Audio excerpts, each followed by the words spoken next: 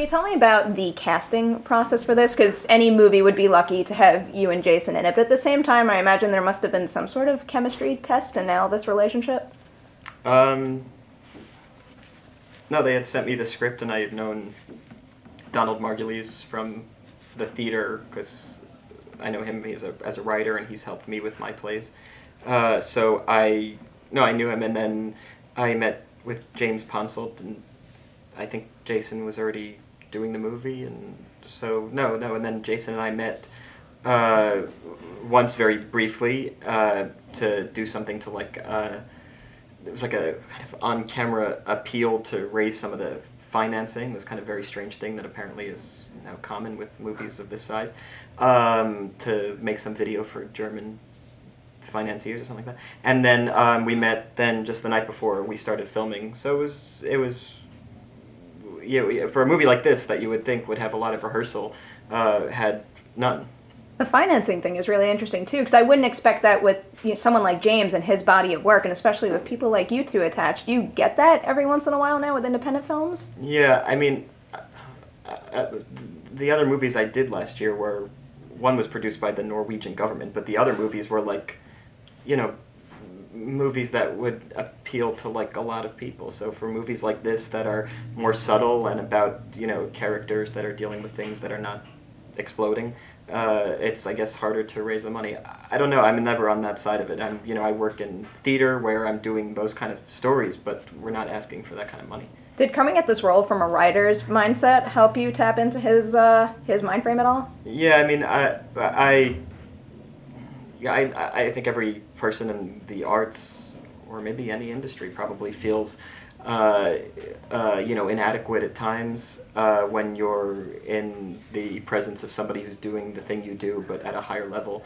I think probably everybody can relate to that. So whether or not I can relate to it as very acutely as a writer or very generally as a human, I think probably we all have those feelings. There was an interesting quote in the press notes where it was talking about the idea of meeting someone you admire, but then actually getting to meet them, and then you see just the complications of their lives that make them a real person. Have you ever encountered someone that you really admired, and then you kind of got to meet who they really were, and might have been surprised in any respect?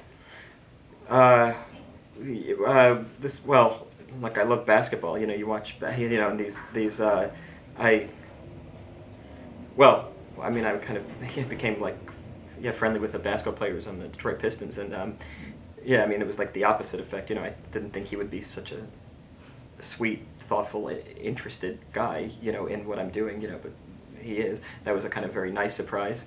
I also, did a Woody Allen movie, and I greatly admire him, and that was also a nice surprise because he's very generous. I've had probably positive experiences, or maybe blocked out the bad ones. But in this movie, the character that I play has an ultimately, I think, positive experience, although he, throughout the movie, kind of keeps questioning whether or not being in this room with this guy is killing him.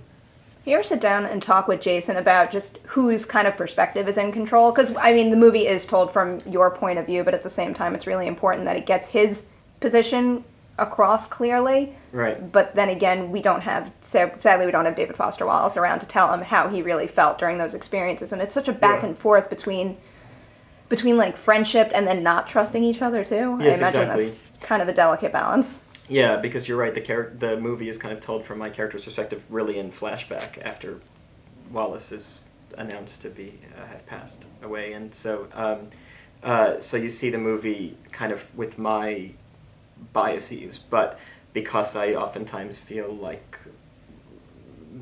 really in awe of Wallace, the movie is in awe of him. The movie also through my eyes becomes disillusioned with him. And then I think probably find some interesting and unexpected resolve towards the end where, maybe my character realizes something about himself through Wallace. One of the big things that Wallace tries to impart to me is that, when you're my age and if you've accomplished what I've accomplished, you're still not going to feel satisfied. That's a really relatable message too. Even if people aren't familiar with his work, I think that's going to come across loud and clear in this movie, so anybody can connect to what's going on. Yeah, exactly. And maybe inspire them to read Infinite Jest. Although after seeing this movie, I did go on Amazon and I looked at it and I looked at the page count. And I'm like, maybe after Comic-Con, I'll jump into that. he's written a lot of other short pieces that are really great. Any you would recommend?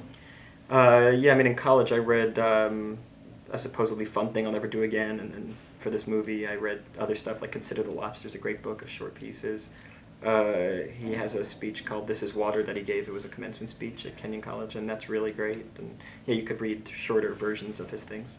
Can you go back to the rehearsal process a little bit and what you and Jason do during that portion of the prep process versus maybe what you need to do before you hit the set to shoot a scene? Does that kind of take away the prep before actually shooting, being able to work then? Yeah, we kind of like, Jason and I like lived, we stayed, in the same hotel, like extended stay thing in Michigan, and I drove him to set, so we spent a lot of time together outside of the filming, actually, and I think, it was one of these unusual experiences where the camaraderie off camera really informs what happens on camera. Normally I find the opposite is true. Normally you have a relationship with some other actor and then you have to do everything in your power to kind of forget who they are so that you're on stage with them. And just you're on with the kind of character and you're not distracted by what you know about them personally. But for some reason in this, maybe because we were dealing with some of the themes that both of us felt connection to, it felt seamless.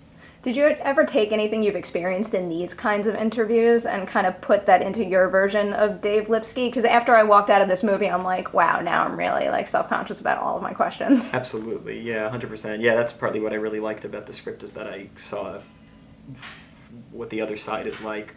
More specifically, like, I felt like certain interviews I've done were antagonistic. I would wonder, why would anybody be antagonistic with me? And then doing this movie, I realized, there's all these kind of, the other person who's interviewing you as a, as a human being as well, even though they're kind of maybe acting as an invisible person in that room so that they could just kind of get some unfiltered interview, but they come in with their own insecurities. I don't know how you feel, but I could imagine if I was interviewing somebody like Wallace, or I was interviewing somebody who I felt like I do the same thing as what they do, but they're much more successful. I think I'd probably come in with a lot of feelings of anxieties, jealousies, competitiveness, admiration, all of these interesting things that are probably in conflict at once. Can you talk a little bit about the sets here? Because I was looking at some video that some random person shot on YouTube, and it was like looking down on you guys getting into the car or something, and it just looked like so few people on the set. Was it a really small crew?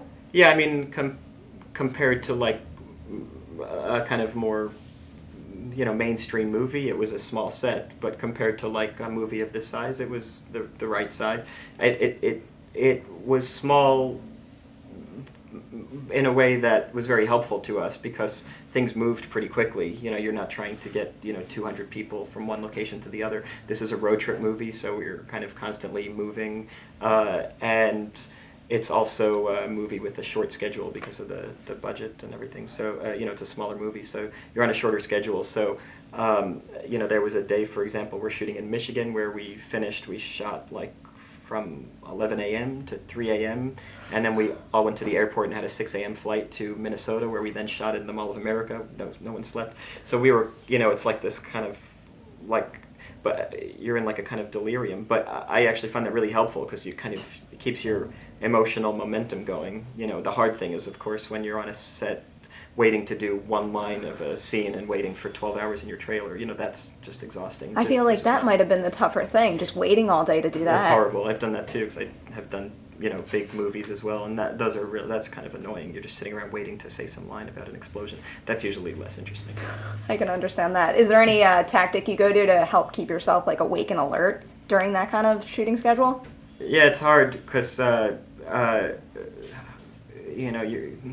the big movie, you kind of have no excuse to not be ready. Whereas on the small movie, you have a million excuses to not be ready, but I find it easier. So, you try to, stay awake. I don't know. Yeah. I'd like overdrink the coffee and then I'd be all jittery, and obviously that wouldn't read well on camera, but that's why I'm not an actor. Yeah, no, that's the other thing. I don't drink caffeine because I don't like to have, ups and downs because you got to maintain the same level of emotion the whole day. You don't want to have kind of peaks. That is impressive. How much junk food did you eat on this set? Because you guys are casually doing it in quite a few scenes. Yeah, we had it's really interesting in the movie that, there's this guy who's considered one of the great minds, the last 100 years, and he just loves junk food, and, it's a kind of funny juxtaposition, which is also true, but it was important that we ate a lot, and that my character uses his eating to kind of, as a tactic. It's part of the tactic to ingratiate himself or to kind of stall, or, you know, in some ways to, you know, pretend like I'm going to get a red vine or something, but actually I'm just putting the recorder down.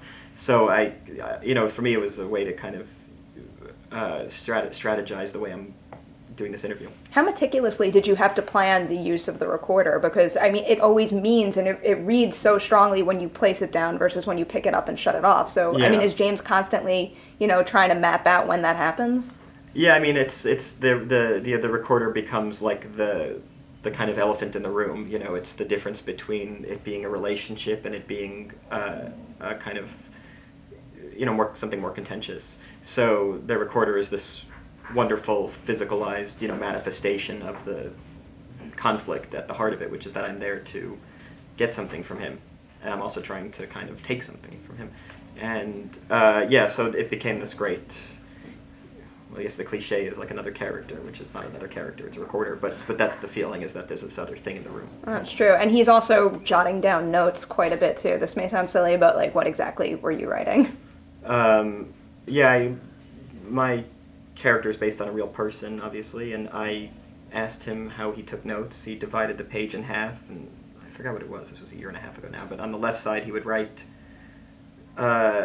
maybe thoughts he had about what the interviewee was saying, and on the right side it was like wherein he was thinking that, so that he can reference it. So he would write what the guy was saying so he can reference it, and then look back at the tape and realize what, you know, where they coincided. So I think that's what I was writing. Did you guys ever discuss how David Foster Wallace might feel about a movie being made about him? Yeah, you know, you could never imagine what somebody like that would think about a movie being made about them, but we thought like what we were making was respectful to the people in it. My character in the movie probably comes off in some ways jealous and vindictive and insecure, manipulative, but it felt also respectful to him because it's an honest experience.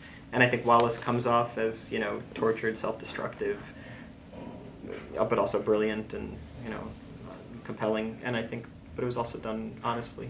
I'm getting the wrap-up signal, so of course the inevitable has come. Okay. I have to ask a few questions about Batman vs. Superman. Oh, and first, because I'm like obsessed with my hair, and if someone cuts my bangs too short, I go crazy. So what was it like the first time you looked in the mirror and you had no hair?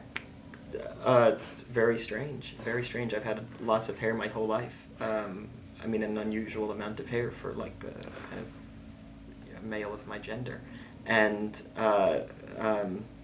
yeah, it's very unusual and cold and feel vulnerable. Silly question too, but did Zach ever tell you why it's Batman v Superman and not Batman versus Superman? That's all we talked about. No, I didn't even know that. Is that true? They changed the title. It's Batman v Superman, Dawn of Justice. It probably looks cooler. We always just wondered why V and not VS. Oh, right. It probably looks better. I don't know. Coming to Comic-Con next month? I'll be there. Yes. You're coming? Have you ever been before? I went a few years ago, yeah. Oh, it's probably going to be a big difference going for a movie like Batman vs. Superman. I think we go in and out. I think, you know, I'm there for the hour that I'm on the stage, yeah. That'll be very exciting. What DC movie are you looking forward to most besides your own? I don't know. I mean, I like what this writer does. This guy, Chris Terrio, he wrote this movie we did, and I just think he's so great. You know, he's such a good writer. I like what he does with characters. I like what he does with wordplay and cleverness. I like anything he writes. I really like it.